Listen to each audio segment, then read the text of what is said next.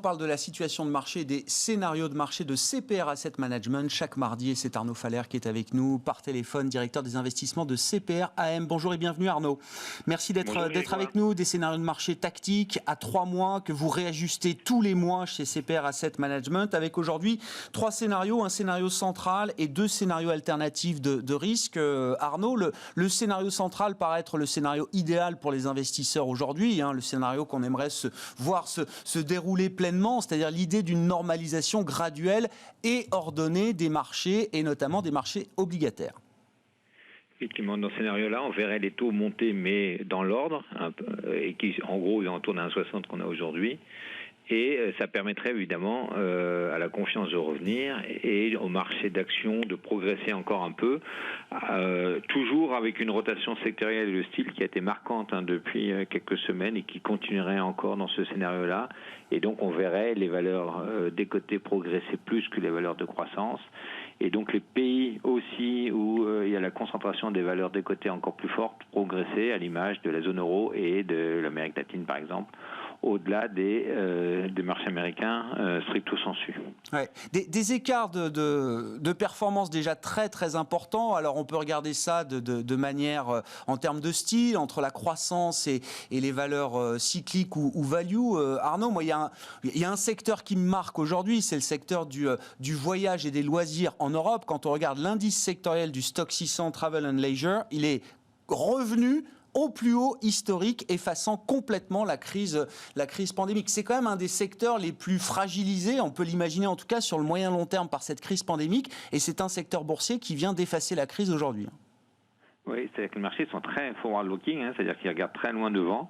Effectivement, on sait que la période actuelle n'est pas encore idoine, mais les anticipations sont très fortes. Ouais. Et donc le message, au passage, il est d'ailleurs sur le fait que, certes, il y a des progressions sur les indices à anticiper encore un peu, mais la rotation des valeurs à l'intérieur des indices est bien plus violente que la progression des indices eux-mêmes, et les écarts en termes de secteurs vont continuer à être très très forts, avec des grands secteurs qui vont revenir d'actualité et les autres qui vont marquer le pas parce que ils ont déjà progressé pas mal par le passé.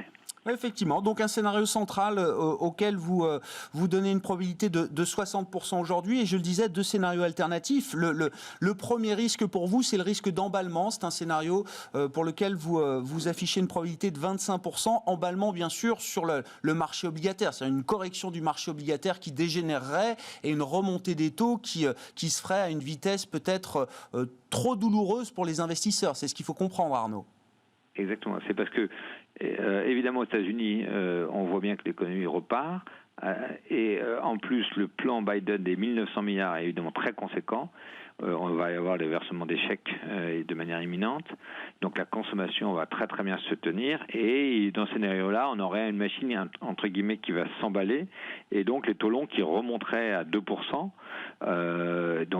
Alors encore une fois, la volatilité du marché obligataire peut être un handicap pour les marchés. On l'a vu dans les dernières semaines. Et dans ce scénario-là, on aurait une vive hausse. La Fed ne réagirait pas tout de suite. Les émissions ne trouveraient pas forcément investisseurs immédiates. On se rappelle que fin février, il y a une émission de 7 ans qui s'était mal passée aux États-Unis sur l'État américain et qui avait ensuite entraîné un peu une grande secousse, notamment sur les valeurs tech américaines. C'est exactement la même chose qu'on aurait dans ce scénario-là. D'ailleurs, au point de vue date, il faut surveiller la date du 25 mars, puisque c'est là où il y a aussi une échéance de 7 ans assez forte, une adjudication aux États-Unis à hauteur de 65 milliards. C'est-à-dire que l'ensemble des mesures de soutien apportées par l'État américain, évidemment, trouve son miroir, à savoir des émissions très fortes. On est en période très très forte de refinancement du déficit budgétaire. Mars était un mois très fort et il n'est pas encore totalement terminé. Et ensuite, il faudra vérifier encore, alors pas tant avril et mai, mais encore juin va être très très fort en termes de montant. Et c'est pas sûr qu'on trouve à chaque fois des investisseurs en face de ces montants records. Donc dans ce scénario-là, on aurait effectivement les valeurs de croissance qui seraient encore une fois très attaquées, les valeurs de value qui pourraient résister, mais malgré tout marqueraient un peu le pas. Et donc un scénario où globalement il n'y aurait quand même pas beaucoup de classes d'actifs qui progresseraient à l'exception du dollar qui pourrait trouver quand même une valeur refuge, et aussi des anticipations sur l'inflation qui pourraient elles aussi revenir, et donc toutes les stratégies liées aux inflations anticipées pourraient être les gagnantes de ce scénario alternatif qu'on probalise à hauteur de 25%. Ouais. Bon, on verra comment Jérôme Powell gère ce risque de marché que vous estimez à 25%, le risque d'un emballement des taux américains. Je rappelle que la Fed commence à se réunir aujourd'hui pour 2 jours avant la communication attendue demain soir. Et puis le dernier scénario, Arnaud, donc, qui a une probabilité de 15% évidemment. Et c'est peut-être le scénario du moment, entre guillemets, avec la suspension du déploiement du vaccin AstraZeneca un peu partout en Europe. C'est le risque d'un nouveau report, d'un nouveau décalage de la réouverture des économies. Et évidemment, c'est un risque qui est peut-être plus sensible pour l'Europe que pour les États-Unis, puisque aux États-Unis, la voie vers la rouverture semble quand même bien balisée pour l'instant. Oui, parce qu'aux États-Unis, on suit les statistiques des Américains adultes vaccinés. On va dépasser les 50% a priori pour fin avril, donc ça va aller assez vite. En revanche, en Europe, pour l'instant, les trajectoires, c'est plutôt pour juillet. Donc effectivement, si c'est un scénario qui serait centré sur encore un décalage des plans de vaccination, alors ça toucherait l'Europe, et voire certains pays émergents. Alors ça serait pas une catastrophe au sens absolu, dans le sens où c'est un décalage.